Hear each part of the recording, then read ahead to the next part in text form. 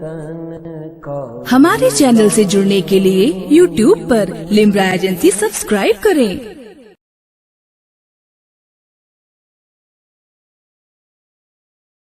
मेरे नबी की फजीलत छुपा नहीं सकते, बगैर कहे आप लोग सुभान अल्लाह सुना नहीं सकते। बोलिए ना सुभान अल्लाह।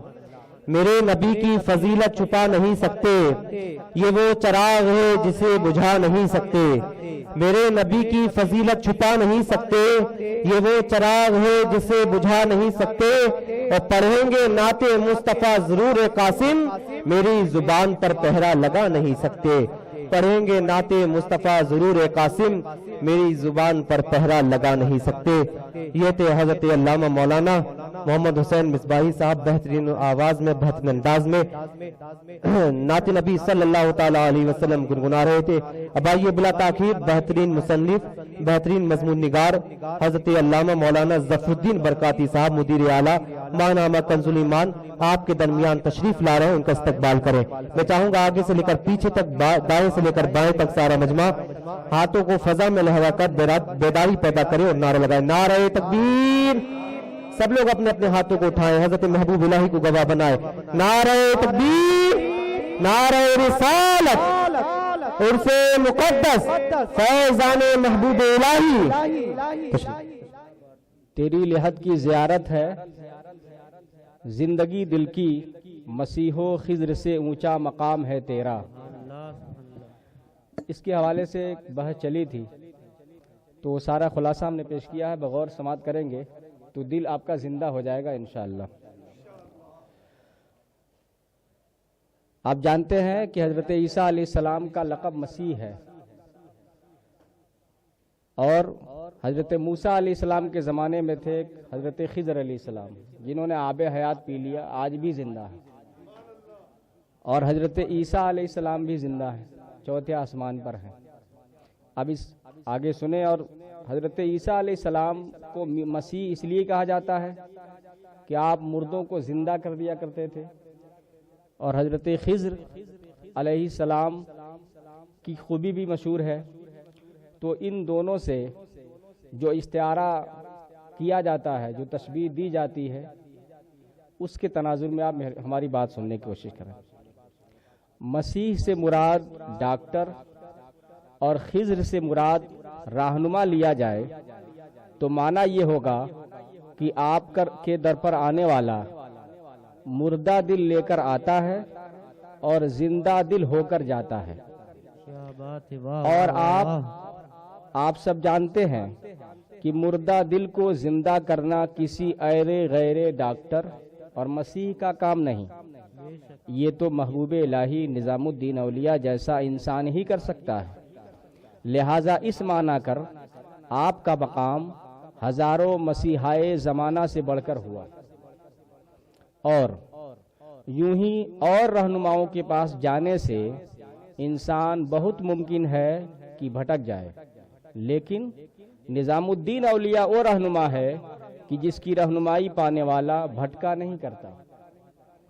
लिहाजा इस माना कर आपका रुतबा हजारों रहनुमाओं से बढ़कर हुआ। जब लिहद की ज़ियारत का ये आलम है कि वो मुर्दा दिल जिंदा कर देती है, तो लिहद के मकीन का क्या हाल होगा, आप अंदाजा कर सकते हैं। अल्लाह अकबर। किस कदर बलीग शेर है अल्लामा इकबाल का। अब इस का दूसरा पहलू आपके सामने रखते हैं, इल्मी पहलू है। तफसीर कबीर में हजरत मूसा अलैहिस्सलाम और हजरत खिज़र की बहस के ज़िम्न में इस बात की वजाहत की गई है कि किसी वली को किसी नबी पर जुज़ई फजीलत हासिल हो सकती है।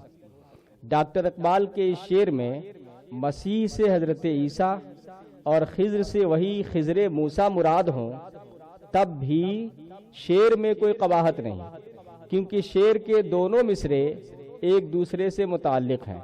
कलंदर लाहौरी अल्लामा इकबाल कह रहे हैं कि ए निज़ामुद्दीन औलिया, आपकी लिहद की ज़ियारत से लोगों के दिलों को ज़िंदगी मिलती है, और इस हवाले से आप मसीहो खिज़र से ऊंचा मकाम रखते हैं, क्योंकि उन दोनों की कब्र ही नहीं है, उन दोनों की ज़मीन पर कब्र ही नहीं है जिसकी ज़ियारत की जाए।